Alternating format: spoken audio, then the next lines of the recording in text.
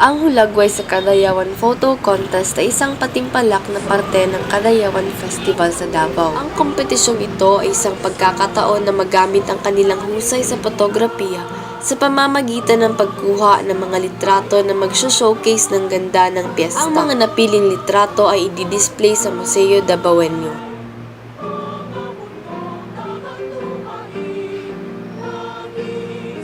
Sa kortesiya ng Facebook page ng City Government of Davao, ang mga litratong ipinapakita ay ang mga finalists sa nasabing patimpalak. Si Anthony Serafin ay itinanghal na first placer sa kanyang Viva Kadayawan, si Zosimo Ko ang ikalawa sa kanyang Lumba Tiyakan, at si Kenneth Howe ang pangatlo sa kanyang Gintong Alay.